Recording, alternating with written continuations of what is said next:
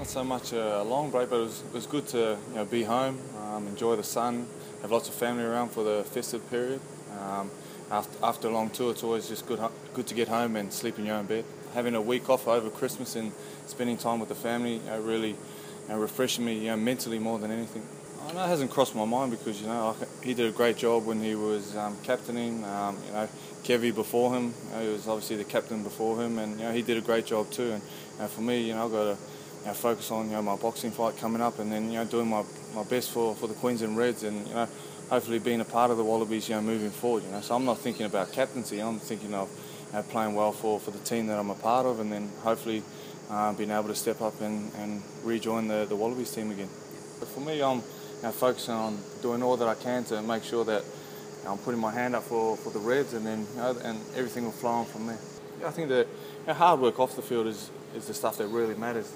The stuff when people aren't looking. When you're out there working on your game, on the field, away from the training paddock. Those are the things that really pick up your game. And I always say to the younger guys, when you get given a schedule, the schedule of training stuff, that's the bare minimum. If you're going to be the best in the world or be up there with the best in the world, you've got to work outside those parameters, and that's something that I've really applied to my game and myself as a rugby player and as a person, and that's where I'm hoping to continue to make improvements, and each day I'll work at that. When I receive that man of goal, which is an award by your peers, it's probably the best kind of, or the most satisfying award you could get. Probably one of the first times I ever received that for the Wallabies. I was so stoked, and then to be able to get that later on the tour, and also receive my 50th cap.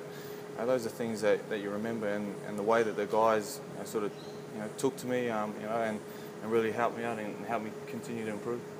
Yeah, it's always fun playing against the Chiefs in pre-season games out in the regional areas. I'm very much looking forward to playing in Toowoomba. We played against the Blues there last year. A great crowd turned out, and so hopefully we'll be able to put on a good performance up in Toowoomba, and give the regional fans something to talk about.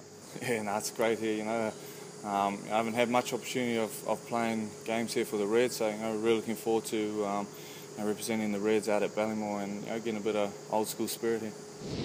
I think it's a credit to Quade. At the end of the day, the individual changes the perception. I think the way that he's conducted himself in public, but also I think the way that he's gone about his business quietly here at the training fields and off the field has been a great turnaround.